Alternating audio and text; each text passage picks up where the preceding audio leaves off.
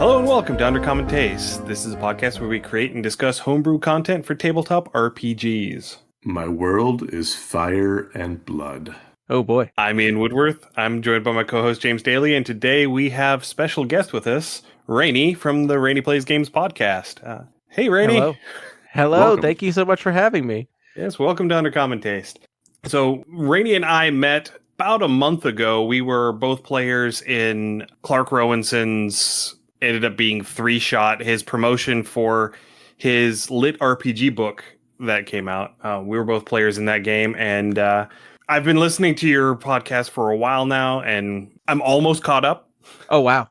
Yeah, I just finished episode 2 of Colossus. Oh, yeah, Colossal. Yeah. Colossal. Yeah, I have a soft spot for kind of like cozy games, if you Nice, okay. That is true. Cozy games and Ironsworn. Yeah, right. Which most people play a lot more intense than I think I do. But yeah, hopefully I'm a good source of Ironsworn Nice. actual play.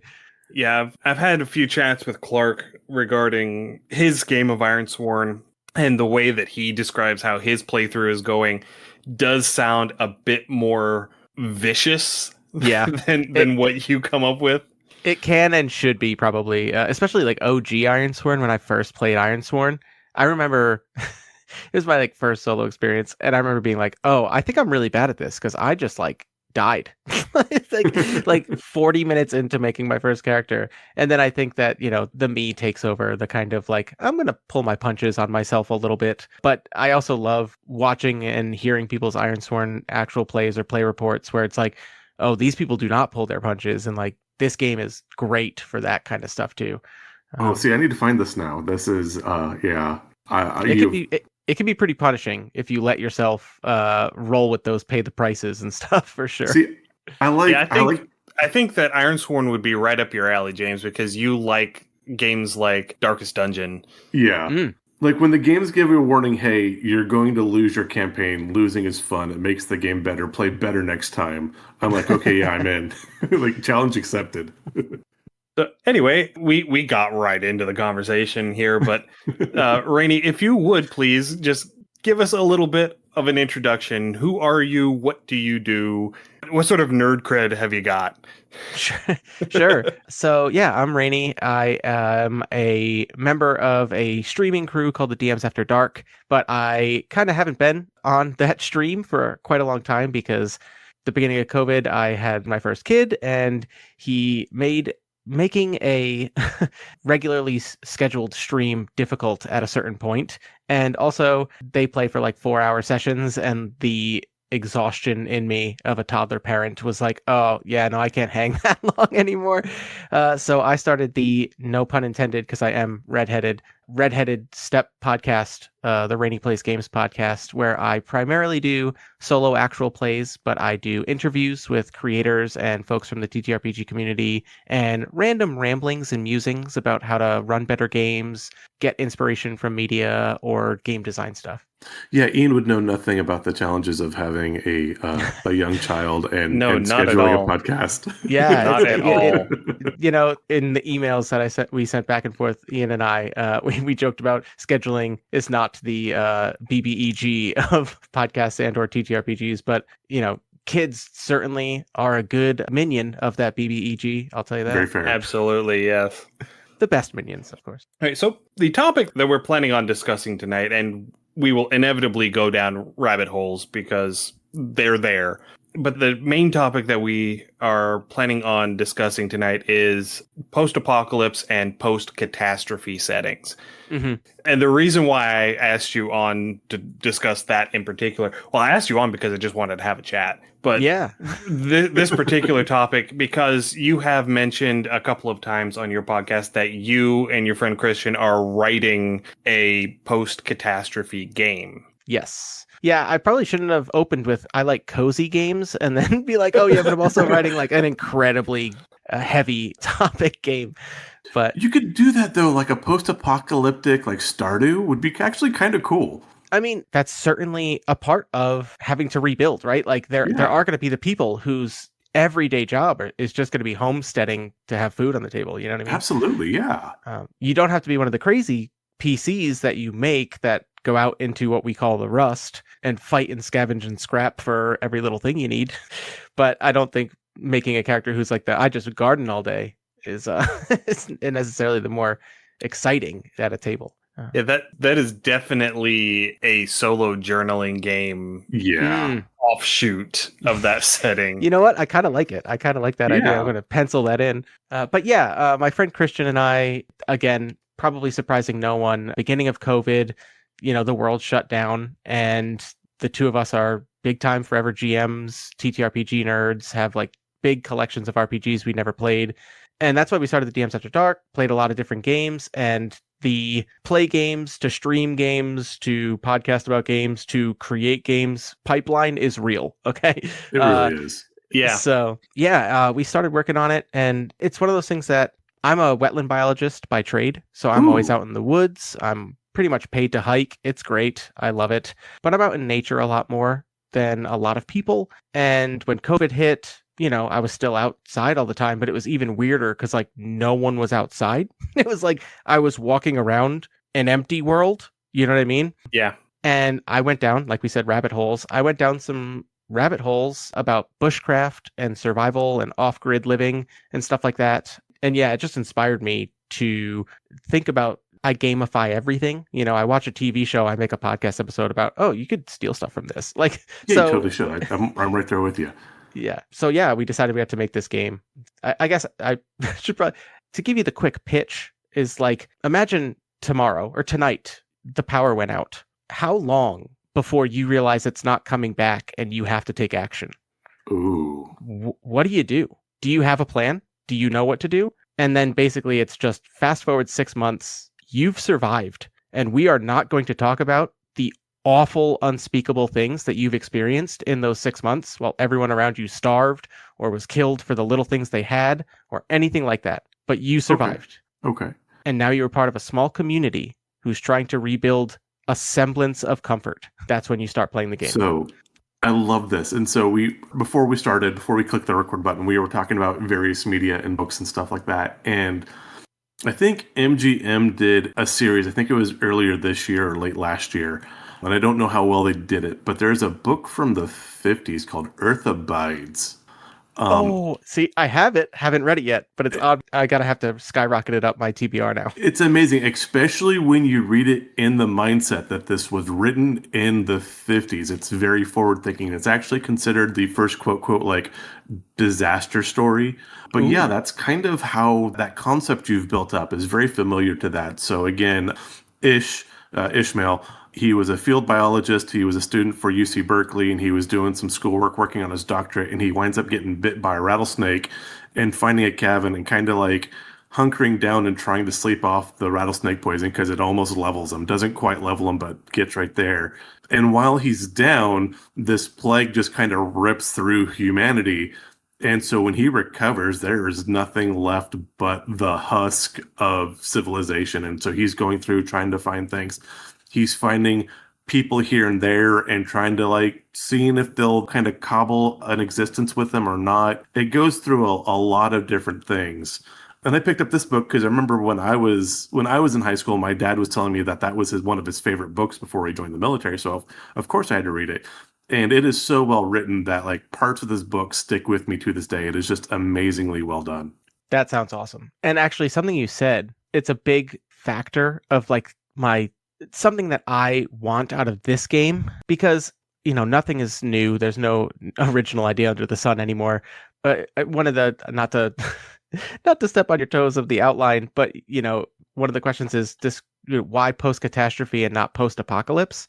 And to me, that's the big thing, right? Is like, I think if you say post-apocalypse to someone, their first thought is like, oh, okay, like zombies, right? Like Walking Dead, like The Last of Us, or like, oh, like nuclear fallout, like the Fallout games. Yeah. And for some reason, people can't conceive of a post-apocalypse without some kind of like unnatural event. Do you know what I mean? Yeah. Right, yeah. And that is one complaint that I have about a lot of people's perception of post-apocalypse, because a lot of people conflate post-apocalypse with apocalypse. Like, they're not envisioning a post-apocalyptic setting, they're envisioning an apocalyptic setting. Yeah. In a post-apocalyptic setting, the apocalypse has already happened. It's done. It's over. You're rebuilding now. Yeah. And there's a lot of bleed between those in public perception. So there's a lot of, the Fallout games, I can see those being properly post-apocalyptic because it's been 200 years. Yep. There is some semblance of civilization and society re-emerging, and you have your enclaves of people, but you do still have a lot of, with the raiders and what have you, you have a lot of these factions of every man for themselves. And so it is still that sort of blended apocalypse, post-apocalypse. But you get a lot of things like The Walking Dead.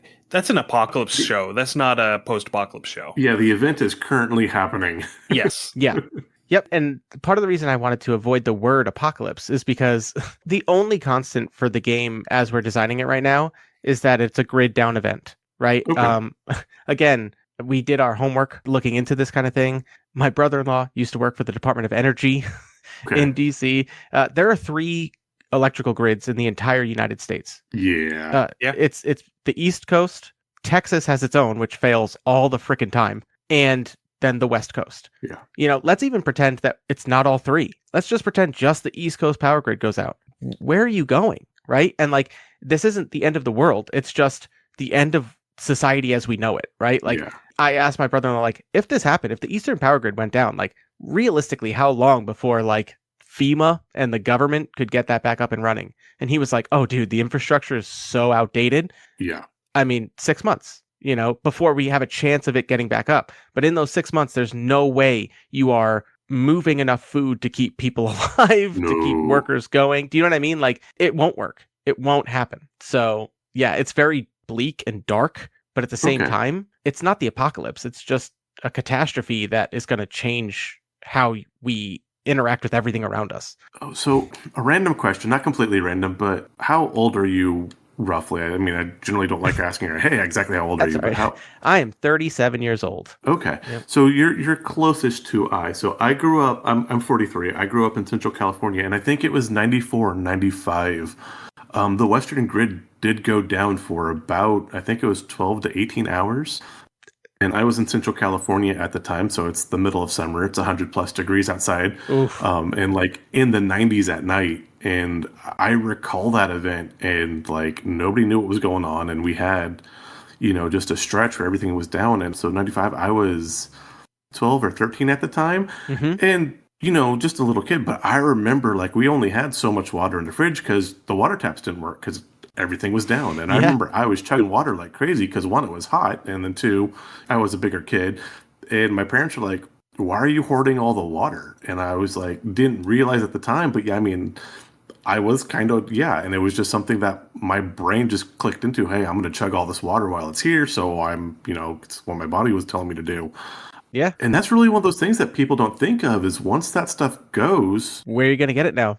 Yeah, where are you going to get it now? But too, in that kind of stressful event, your body kicks on like these primitive wirings that you don't realize is there.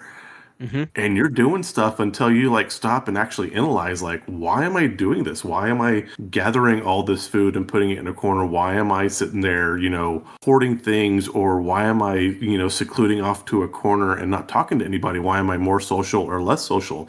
And it's really weird at these points of stress how your brain triggers these other things. Also along these lines, again, growing up, one of my old guilty pleasures was conspiracy radio. In a quote, a Carrington event, we've had some very significant solar flares, within this past year because we're near the peak of solar cycle. But one of the big things is, hey, a solar flare could come and just fry the grid. And that's something people have worried about for years. So Yep. And 12 to 18 hours, it's not very long when you think about it in retrospect, but in the moment, and in the 90s when we didn't have the internet, we didn't have it wasn't cell phones in everybody's hands. There was no way of getting information to you. Even today, I mean, honestly, maybe even scarier today, if this happened, and all of a sudden nobody can get any news on their phone. Nobody can get any, you know what I mean? Like the instant gratification, the instant information at our fingertips being gone in the snap of a finger would cause people to panic like crazy. Absolutely. And like I think it was a few years ago here in New England, we had a pretty bad snowstorm, and my house was out of power for 3 days. We had to throw out Ew. everything in our fridge. You know what I mean? Like it was crazy. 3 days. I had the wood stove going, and we were like burning through wood like crazy. And it was like, I thought to myself, like, okay, like how much longer before like I gotta just like call up a college roommate and be like, dude, I'm driving to Maine to come chill for a minute. Like, you know what I mean? Like I don't know what to do. So yeah, like those moments are really scary when you're like looking around going, I didn't plan well for this. Do you know what I mean? Yeah. Last year when Hurricane Helene came through, because we are at the northern end of the area that got hit really hard here in Appalachia by Hurricane Helene. So my parents were out of power for a week. It's terrifying. It really is. Yeah, but there were some places further south of us. There's a town about 45 minutes south of us called Irwin that nearly got wiped off the map. Yeah, that Irwin got leveled. Yeah, brand new hospital ended up under 15 feet of water. But, there were people in and around Irwin that didn't get power back, and people in and around like Asheville, North Carolina didn't get power back for 6 months because they had to rebuild all the roads to get out to them. Oh, I remember seeing this actually. Yeah, the roads. Yeah. Yeah, Asheville was an island for a while. Like, you couldn't get in or out. Yeah, the only way in or out was by helicopter. Not gonna lie, a flooded hospital is such a good TTRPG location for a bunch of people in this game to be we got to go there and see if we can find anything that people haven't gotten to yet. You know what I mean? Oh, yeah. And then roll to see if it's actually like expired or spoiled once you get it. Doesn't even matter, especially with medication. If it's past the expiration date, it's just less effective. Like you're still going to take it. You know what I mean? Depending on what it is, most likely. But yeah, it's crazy. And then it becomes like bartering stuff. Like, what if you run into another group there? Like, does it become hostile, or do you guys go, we'll split this? Are you cool? Like, yeah, gamifying this, it becomes a thing where I think it informs a lot about what you think about humanity. It really does. Yeah. As a designer, I have certain thoughts, but I've playtested this with some friends at work, and it's very funny to hear how they have approached this very differently. Very differently. And I think gamifying stuff like this too kind of gets you maybe a little bit forward thinking. So like if something does happen, it's like, well, okay, I remember this and I know it was a game, but these were things that we had to consider versus completely just blank. I've never even considered this option before. What do I do? And with your whole flooded hospital, getting into gamifying that and talking back about, because I've been working through your back catalog, and one episode that I just finished a couple episodes ago was when you were doing your one shot of, was it a Two-Hand Path? Yep. And I think that would be a perfect setting for a Two-Hand Path dungeon. Ooh, that's a good one. Yeah, I highly recommend. Sorry to talk about another game. That is kind of post-apocalyptic, though.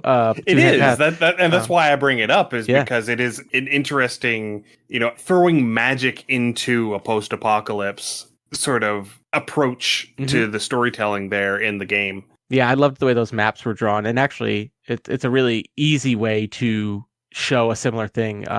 We've thought a lot about this in this game. Like, we don't imagine it running on like grid-based mini tactical combat kind of stuff. It's going to be like more theater of the mind, zone-based sort of stuff. But yeah, it's an interesting thing, right? Where like a lot of people coming into TTRPGs, like I understand why people are drawn to high fantasy and heroics and sci-fi and like speculative stuff. But I found that like there's not a lot of games that do the real world real well. Yeah. And, inviting people to start thinking about the world around them, like immediately around them in a different way. That's not only, like you said, forward thinking, like, oh man, if the S hit the fan tomorrow, like where can I go to get X, Y, and Z? But also like that building or like that complex over there would be really cool to explore, Yeah. if it was abandoned and beginning to be reclaimed by nature or whatever.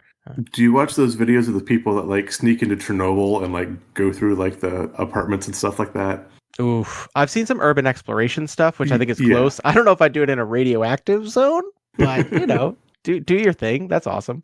Yeah, urban exploration actually is kind of how I'm trying to do the layout of this game, is like, stock photography of like abandoned places and stuff like that. Because again, it's just the real world. You know what I mean? Yeah. But like in a way, if you let it, it could be even more engaging than this fantastical place. And again, we're playing in a post-catastrophe, so part of the session 0 invites the players and the GM to sit down and be like, grab a map of your state or your general region, right, that you want to play in, wreck stuff. Do you know what I mean? Like, Yeah. I've joked about this. Like, for where I live, playing in New England, the states are so small, you'd probably play a game of this, like, in the entire New England region.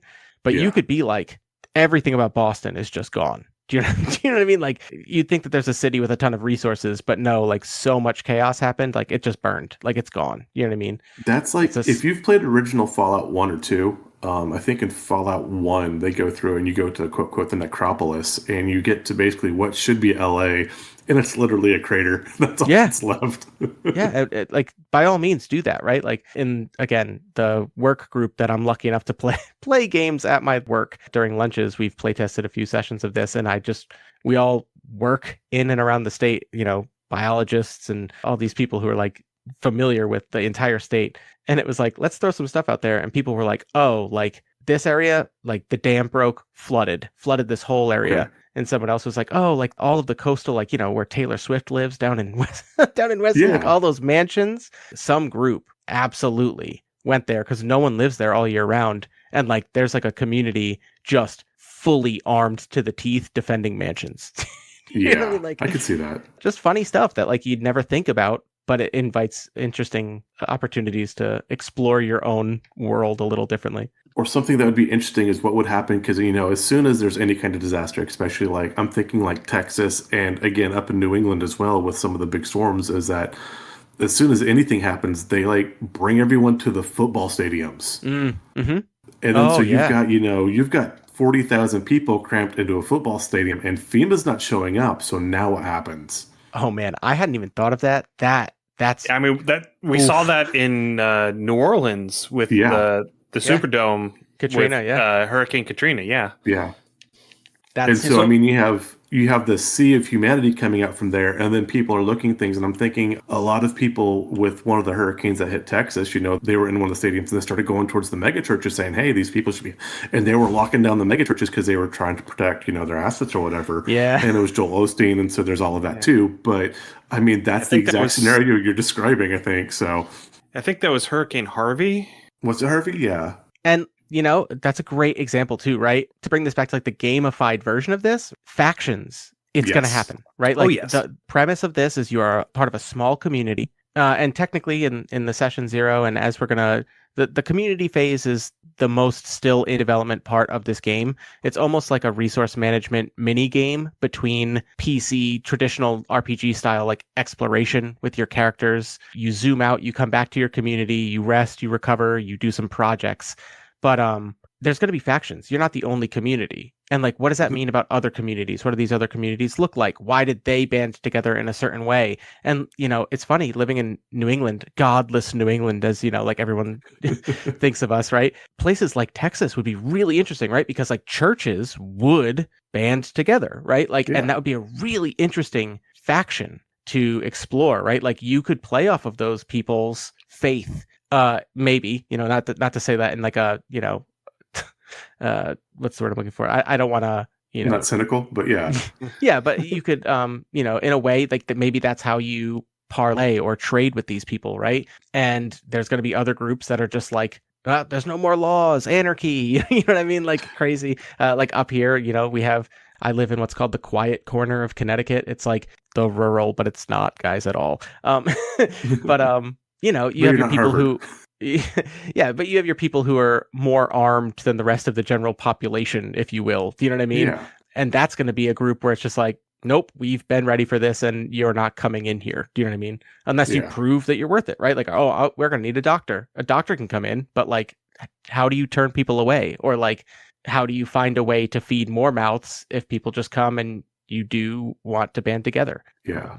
Now, again, a larger cross-section of that, but again, growing up in Central California definitely divided like that. So you have like the people in LA were definitely a group, and the people from Frisco were definitely a group. And you had the farmers and people from the Central Valley, and those were 3 or 4 groups, because you had farmers, you had students, you had business people. And then you get up to like the far northern California, and you had the people that were like, hey, this is my mountain, and stay off my mountain. And they were very much similar to like the people in the back hollers here in East Tennessee, where it was their chunk of land and they were ready to defend it. And Yep. they didn't think they needed anybody else because they were all, prepped and ready. Yeah, Yeah. that is very much a mindset that you run into a lot here. There's a very strong pig-headed independence. And Lord knows we need those people because those people will drag us through a lot of stuff. They won't fail because they're too stubborn to fail. Yeah, I mean, preppers are not only a valuable resource, right? And again, they might be a one person or one family faction that your comm has to occasionally deal with or whatever.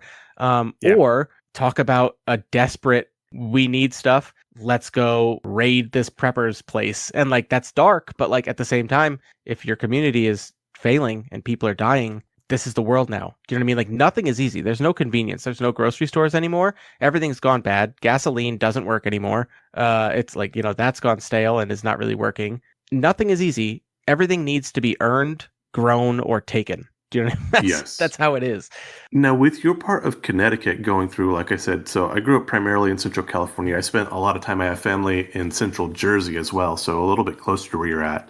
But I remember like going to school and like daycare camps for the summer in Central Jersey, and they would have areas that were quote, quote, still fallout shelters. And then once you got out of the more urban areas, there were a lot of suburban homes that had the old fallout shelters, like in their backyard type thing that people had, food and generators and stuff, stashed away. Yeah, talk about a gold mine if you were to find one of those, right? Yeah. They exist around here. I actually used to work in a state park that has like a bunker, which is pretty interesting. But yeah, I mean, again, too, it's one of those things where who got there first? Right? Yeah. Right. Yeah. One of the houses that I've been doing some work at recently, it was built in 1948 and it has a fallout shelter in the basement. Crazy. It has been. It has been opened up. They took the big door off of it and everything, but because all of the electrical panels and stuff are back in the back where this room was, but it had its own separate bathroom. It had its own separate water heater and filtration system. It had an air scrubber at one point that got taken out because it hadn't worked for the last 40 years. But yeah, they had a full-on fallout shelter in the bottom. The original owner of the house was a doctor in the area, and so he threw all of the money that he needed to build this house to his specs. Right, building it in the 40s and 50s, right? It's like post World War II. We just dropped a bomb. We don't want it to come our way, and Cold War and all that. Yeah. What was that? What was that movie with Brendan Fraser, Christopher Walken? You know what I'm talking about? Blast from the Past. They lived in a bunker, right? There'd probably be a few families like that in a situation like this. Yeah. So you mentioned, your desire with your game for people to play off of a map of like their hometown or the area around, their local area, and use that as the basis for building the game world. Yeah. So is that something that you came up with on your own? Where did you get your inspiration for that particular thing? I ask because I also have that in my game. Oh, yeah. Perfect. So I got mine from way long ago. I used to listen to a podcast that is now defunct called Thursday Nights. And in their second season, I believe it was either second or third season, they did a Dresden Files RPG game. Ooh. And their first session was them sitting down and using, because they were all based out of San Francisco. And so they sat down and built their game world off of San Francisco. And I was like, that is such a cool idea. And so I went and incorporated it into my game. And I was just wondering where you got your inspiration from. Yeah. Well, one, I look at maps a lot all day, every day in my day job. Yeah. But also, there's a few games that have done this. I've played Kids on Bikes with my friends a few times, like my home group. And for some reason, we always build a fictional 80s town or whatever. And one day I was like, oh, let's make New England. And they were like, nah.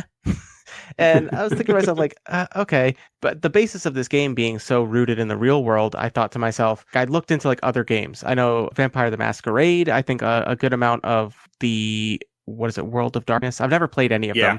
but those are very well known for like their Chicago by night, LA by night, Pittsburgh by night, whatever it is. But that's all about like vampire covens. That's not, you know what I mean? And Yeah. that's a very different feel. And I thought to myself, I could do what Tales from the Loop did, which is like show you a map of Sweden and a map of Colorado, and those are your two places to play. And it's like, I don't know either of those places personally. That would make that very difficult for me to play.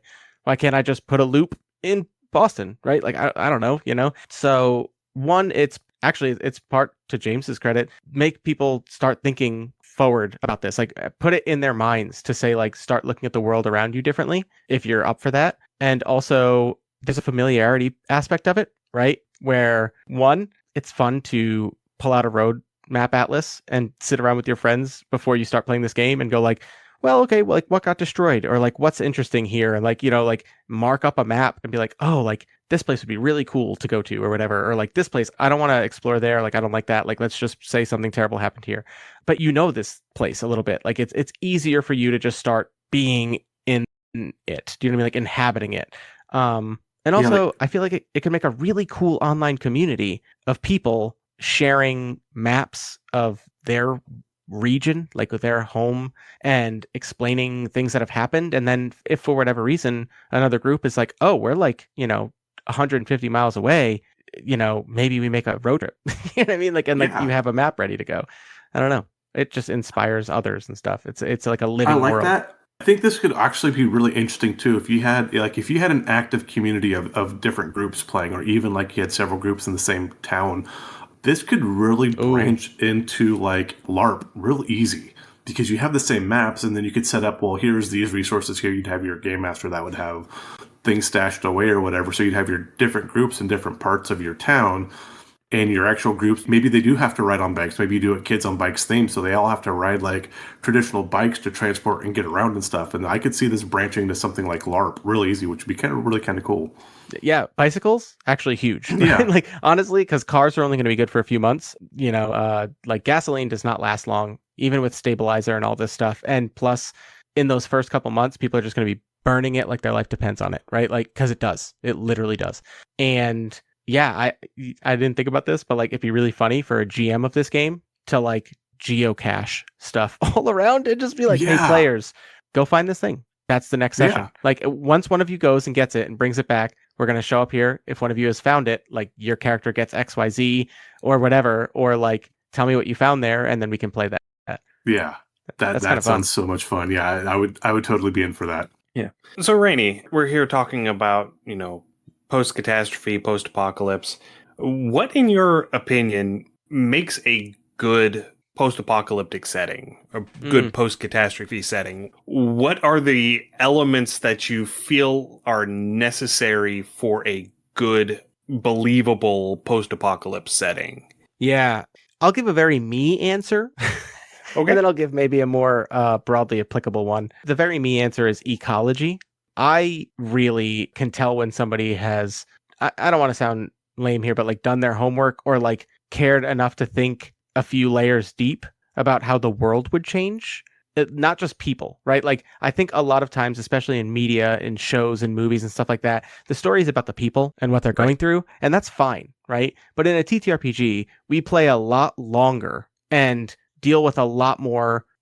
You know, a character gets distracted by a door for 15 minutes, right? Like, or like you describe one detail of the broken down highway and all of a sudden they think it's a clue. But really, in a game like this, how the world has changed without people doing what we do every single day, right? Like how wildlife behaviors are changing, how water quality is going to be affected, how all of these things. And I mean, again, we only said it 6 months in the future, so not even a full year's worth of seasons or what have you. But not just how the world is going to start changing, but how people start changing how they interact with the world every day, right? People who think about that, again, we talked about no more convenience, right? There's no supermarket trips. So like there's going to be one person in your comm who's literally just like going to get blueberries, you know what I mean? Bring them back and hope to start a bunch of blueberry bushes, or like little things like that, like finding out what foods can we eat, can we forage, when do these mushrooms grow, can we eat them, etc. Right? Things you haven't thought about ever, probably. Absolutely. You need to read Earth Abides. Absolutely. Yeah. They have whole sections where like they visit a car from like when everything kind of just ends, and then they go through and like, hey, it's a brand new car, and then they come back and visit it, how like the rust is like slowly like growing on the bridge and the vehicles. And they have a whole little section where they talk about how everyone has their pets and their purebred animals, and all the killed pets, they all perish because they're locked in or they couldn't survive in nature. And then how like all the mongrel dogs form like these packs of wild dogs that raid the street, and how there's a huge vermin explosion and they eat all of the cardboard and cellulose out of the store. You absolutely you will enjoy Earth Abides. I do have an old lady NPC that's just like is going to be in any game of this I ever run, and she just has adopted every little dog you can imagine, and they make good ratters, right? Like they make good little, which is really funny. It's not the most glorious way of living, but like just a funny, I'm not letting these die for no reason kind of thing. Yeah, no, I love that character. Yeah, James, that reminds me of The Parable of the Talents and The Parable of the Sower by Octavia those Butler. Are so good. Those are so good. Yeah, I read those last year, and similar sort of themes. Mm-hmm, a little more prescient of our current political status, and I will leave it at that. Wild, I know, right? Like written in like 91, 92, and I read it like a couple of years ago, and I was like, you got to be kidding me. Yeah. The other thing I'll say that makes a good post-apocalyptic or post-catastrophe setting is the humanity, though, right? Like people have changed in a way that is uncomfortable, I think, to portray, but at the same time needs to be done with the gravitas and like respect it deserves. Like any TTRPG table, it's going to devolve into silly jokes and stuff like that. But at the same time, I don't want to make a blanket statement, but I do think people are inherently good. There's going to be people who in those first few months are going to do terrible, unforgivable things to survive. Yeah, absolutely. But get past all that, and the population has dwindled. Starvation has done its part. Survivors have at least found some stable source of food or something like that. In the end, people will band together to be like, I can't do this alone. Yeah, because people are people. Yeah, no. People are people. We are a social species. Yeah, and you were talking about there's no more grocery store runs and what have you. And I think that a large part of the setting is also dependent on what time of year did the catastrophe happen. Ooh, yes. Because, very true, especially where you live, right? Like, yeah, for example, you being up in New England, if the power went out like on October 1st, pretty screwed. You would have a whole lot more casualties than if the power went out on April 1st. Absolutely. Yeah, we don't even have the ability to start planting anything. You're not going to harvest anything for the whole winter, right? Yeah, absolutely. Yeah, and especially considering the fact that food production has become so delocalized. Yeah. You don't have communities creating all of the food that they consume. It is all grown on factory farms. You've got the chicken farms down in South Carolina and the corn out in Indiana and Nebraska and, wheat all up and down the Midwest. And, these are all food things that we have come to rely on, but which we do not have ready access to, most of us.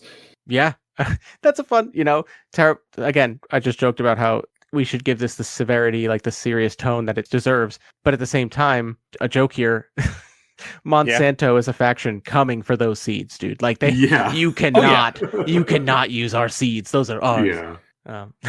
No, let's say I could see a corporation like Monsanto trying to pull something like that too. Yeah, like even in this desperate of times, somebody's like, the power's coming back and I'm protecting my investments.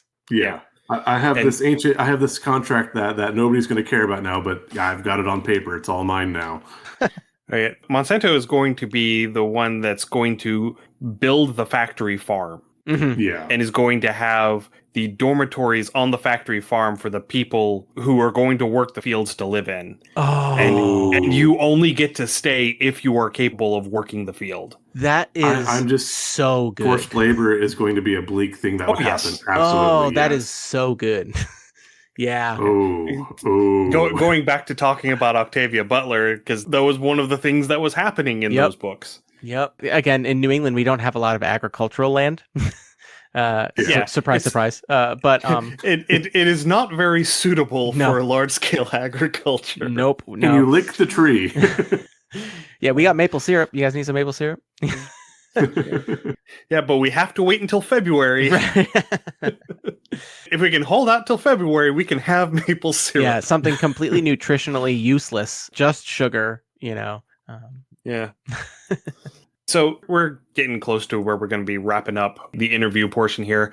I had one last question off of our prepared stuff that I did want to bring up here. So do you feel, and you can do this as in your game or in, games falling under this genre in general, do you feel like there is more focus on an attempt to recover and rebuild the old world, or a focus on sweeping away the remnants of the old world and building something new? Personally? And do you feel like that goal is strongly affected by the system that you use to play the game? Yeah. Okay. So that's a very good point. We haven't even talked about the system at all, like the actual mechanics, which I think are pretty interesting. And I'll go into that very briefly because I know we're wrapping up the interview portion of this. But personally, I think that if this kind of thing were to happen, I don't know that there is ever a world where we recover what we had. Do you know what I mean?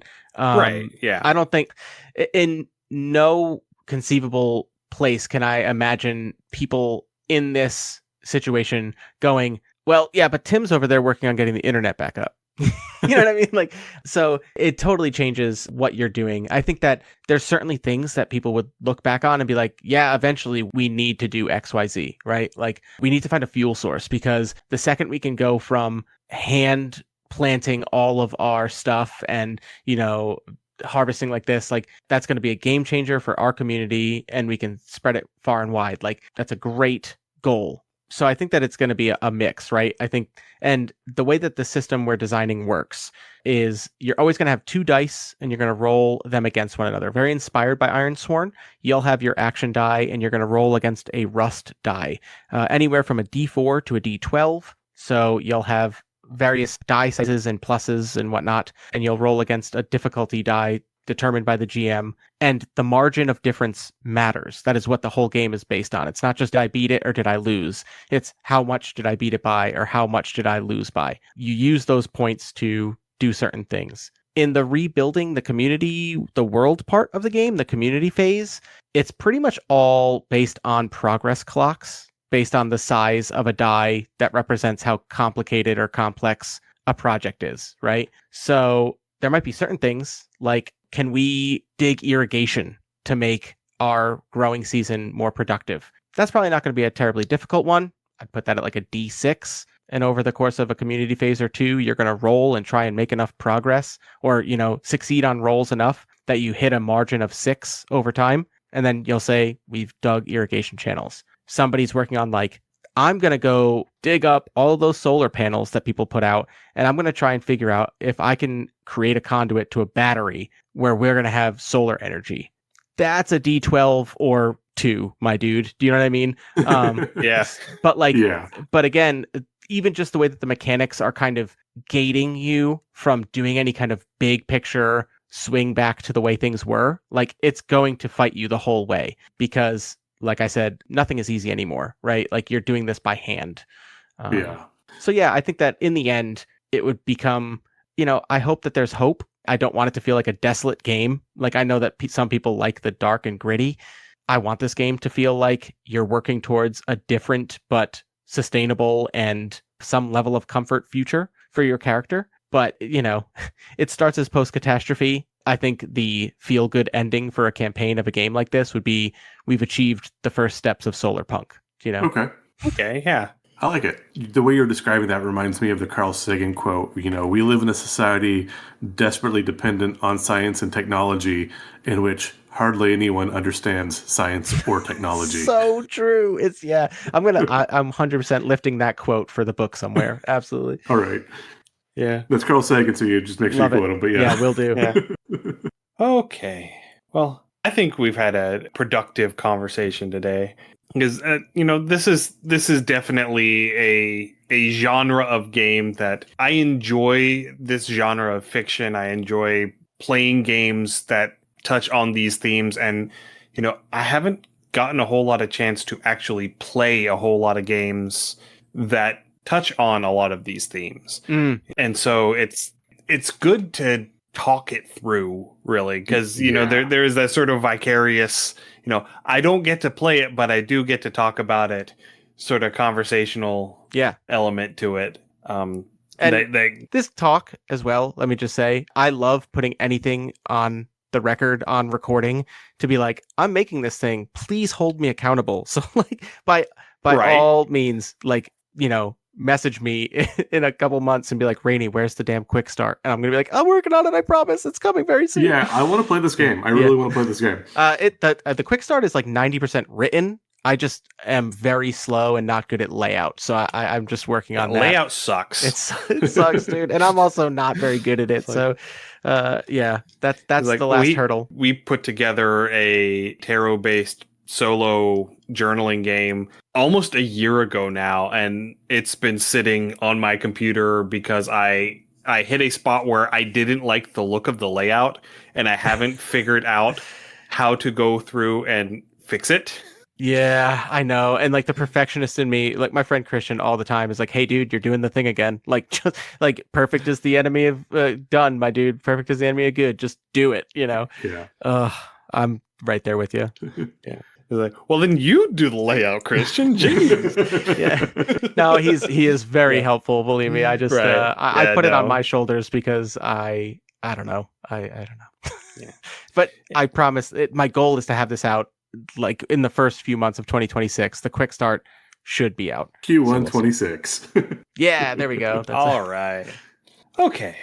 So now that we've gotten the interview portion completed and out of the way, one of the things that we like to do with all of our guests is play a little game that we call the Monster Mashup, where we roll some dice on our random table and create a monster on the fly based off of the prompts that we roll. So, Rainey, if you are game and have your dice ready.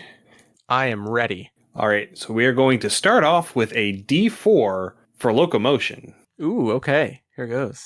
Little caltrop. I got a 4. A 4. It swims. Lovely. Those are the most terrifying of monsters. And again, we do have some flexibility. We've had things that swim through the air or through wave or through different materials. So again, we are a little flexible with the determination of its swims, but definitely that is our first point of inspiration. Okay. All right. So next up is a D6 roll for what does it eat? What does it eat? A 5. A 5. Meat/carrion. I love where this is going already. So we're seeing something like probably like coastal or river. I'm Team Orca all the way. Yeah. Team Orca. Not take out those billionaire boats. Let's go. I like it. We didn't say that it eats yachts. It eats yachts. All right. This is going to inform a lot of our conversation going on. Another D6 roll for size. Okay. A 4. A 4. It is large. So we're talking Nessie. 8 to 15 feet. Oh, we're in orca range. Looking at orcas. We're hitting orcas. Yeah. Okay. Next up is a D8 for social organization. Okay. If pod is on this. A 6. A 6. Gang. 11 to 25 individuals. Heck yeah, or dude. pod. Yeah, or you could call it a pod. No. It'd be a larger pod, but it's still actually isn't what's the name of the My Hero Academia? The Gang Orca is literally a hero in that manga, in that anime. Anyway, sorry, continue. Okay, this one's going to inform a lot. A D10 for native environment. Okay. Oh my gosh, rolling crazy. A 9. Oh, I was looking at the list and I'm like, he better roll a 9. No. Swamps/bogs/marshes. Ooh. Yes. Okay. This does change a lot. Ooh. Oh my gosh. Can you imagine 11 to like 15 10-foot long carnivorous swimming monsters. Okay, we're no longer in the orca joke. This is going to get gnarly. This is gators. Yeah, these are gators, or like almost like a hydra, maybe. Oh yeah. Yeah, it is definitely feeling a little more reptilian at the moment. Yes. But it could be mammalian. I'm tempted to go like real out of left field here because like swamps, marshes, bogs, very different wetlands, but that's just me being nitpicky because I'm a wetland biologist. But like for some reason my mind went to bog, and like bogs are typically like there's not a lot of animals that are going to use a bog. It's very acidic, but I kind of love the idea of like something almost like soil based, right? Like anyway, well let's see what Now, is there more to roll? Bogs are acidic and fens are basic. Is that correct? What's that? Bogs are acidic, fens are basic. Yes. Okay. Yep. Now, with regards to bogs being acidic, I can absolutely see this as being, because we said meat or carrion as their preferred food stuff. Oh, yeah. Going sort of a black dragon route of they kill the thing, they drag it into the bog and let the bog pickle it. Yeah. Yeah, and it preserves before they preserves them, right? Yeah. Yeah. Okay. Preserved bog bodies. You ever see that? Like yes. Yeah, those are gnarly. They have their own preservation refrigeration, better than a lot of people are going to do in my game. I'm thinking something too, again, kind of going with orca, but going more mammalian. If you had like a bog otter, something that was mischievous but intelligent enough to be giant malevolent, carnivorous bog otters. I don't know. I'm more inclined towards muskrat. Yeah. Otters are a little too playful for me. I need something a little more feral. Fair. I'm just thinking with that kind of intelligence level, but right. Bog ferrets. Yeah. Well, bog muskrats weasels. are in the same same family. Yeah. Okay. Continuing on, next is a D12 for method of defense. A 5. A 5. Okay. This is playing into our ferret family here.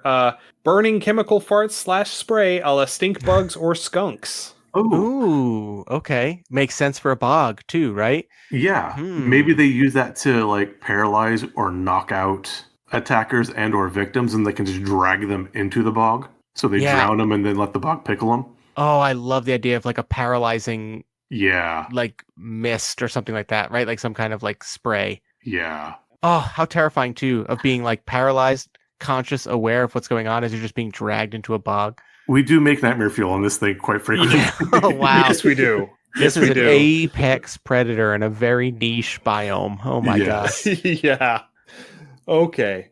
So this is where we could undo everything that we've done or come up with something really, really clever. I need another D12 roll for creature type. And this is going off of D&D creature types. Like Gotcha. Overarching, creature super types, I guess. Okay. I got a 1 on that D12. This fits with it living in a bog because 1 is aberration. Oh, which in D&D terms is what, like created by magic, right? Aberrations most of the time? That would be things like aboleths and beholders and flumps. Like flares. Right? Like, yeah. So like twisted abominations of like magic and the material world. So this is even great, right? These are not natural bog creatures. Maybe they were something small like a muskrat that, due to some ley line magic or some shenanigans, have grown. They are rats of unusual size. Is that what they called? Yes.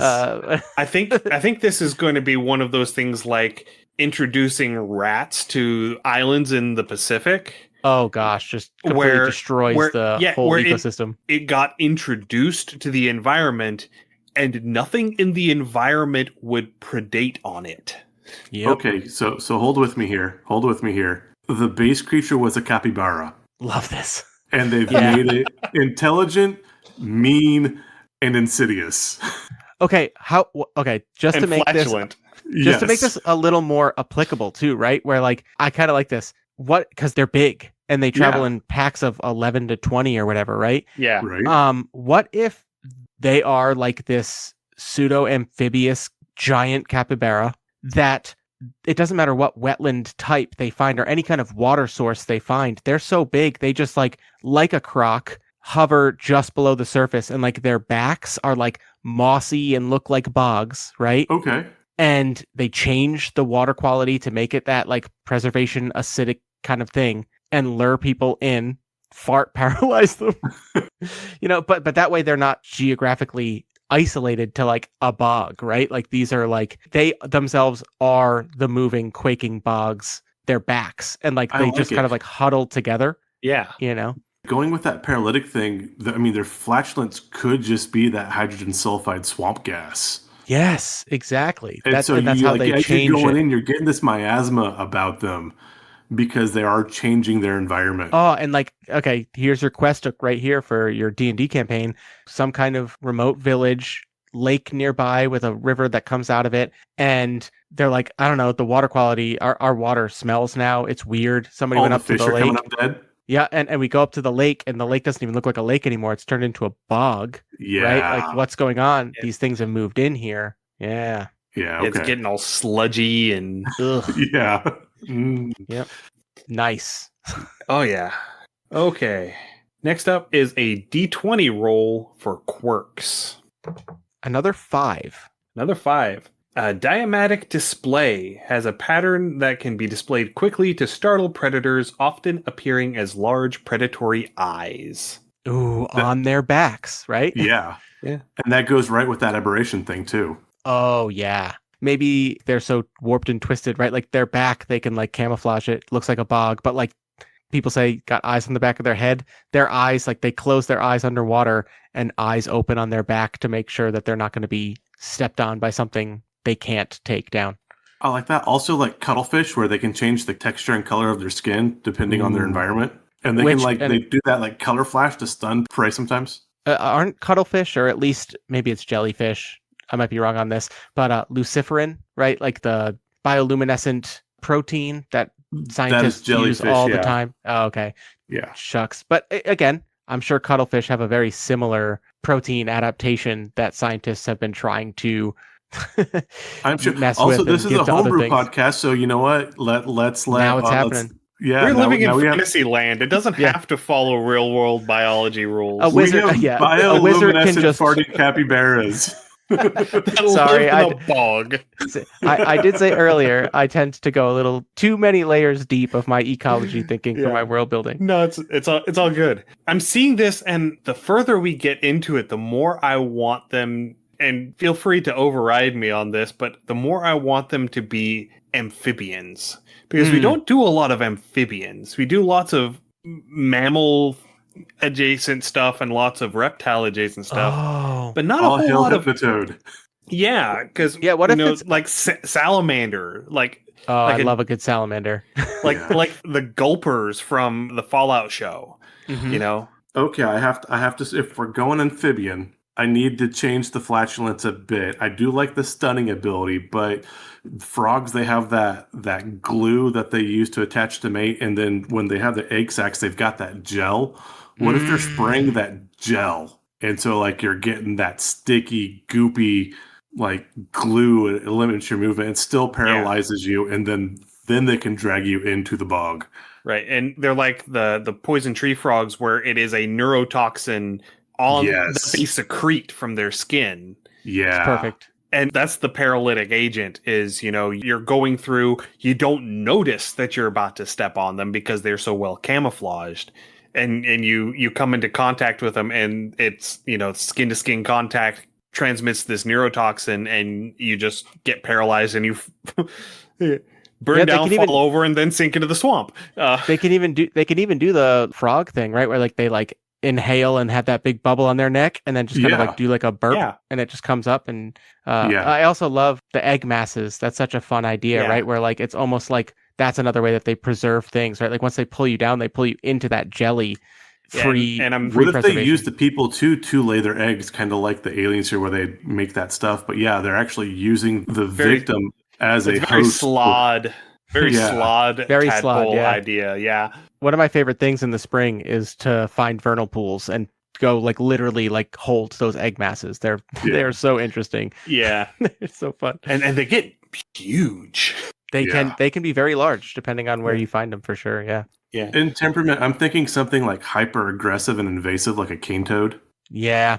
That's why they're in like these big pod groups, but because Yeah. they've grown so large, they can't really gangs. Oh, we called them gangs. Yeah, they're Yeah. they're gangs of these like amphibians. But Yeah. because they're so large, I think that like there's a fair amount of like tadpole like just die off, right? Or like Yeah. maybe it's even like a, that they they can't afford to keep this many alive to draw this many people in kind of thing. Oh yeah, I would absolutely see them, they are also going to prey on their own young. For Yeah, sure. absolutely. And the few that survive to get big enough to where they are no longer bite sized are the ones that survive. Yep, absolutely. Ooh, okay. Okay. So now it's time to make it weird. Now we're making it weird. Now? Yes, Yeah. now we're making it weird. So, Rainey, can I get a D100 roll, please? My pleasure, as I just threw my percentile die. Here it is. How's an 83 hit you? 83. A bad Call of Cthulhu roll, but maybe a good Yes. weird animal roll. Oh, this is perfect. Never dies of old age. It just keeps getting bigger. Oh. We love these. Yeah. There is the original toad or whatever this is going to be. The matriarch. That is just a massive like bog in the middle of like a mountain. What are the giant? Right. What is it? The lion turtles? It's the turtles that everybody confuses for islands. Oh yeah, for sure. The dragon turtles? Yeah. No, is it a dragon turtle? I don't think it's a dragon turtle. It might be. Are you talking about the Discworld? the turtle from Avatar: The Last Airbender? Yeah, there's that, but it's in other media as well. But yeah. Okay.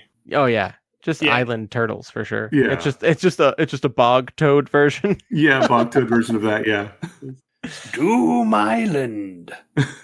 Yeah, and then you get the fun OSR zine dungeon crawl, which is like that Zelda Ocarina of Time dungeon where you go into the toad. You gotta go. Yes. The dungeon is inside the toad. Yes. Yeah, I remember them covering that one on Between Two Cairns forever ago. There it is.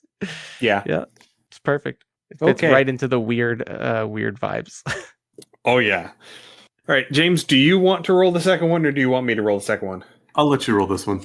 All right. So for the second one, we've got 65, which is speaks an omen of good when it dies a natural death and an omen of doom when it dies a violent death. There's only one of those. Considering that it never dies of old age. Doom toads.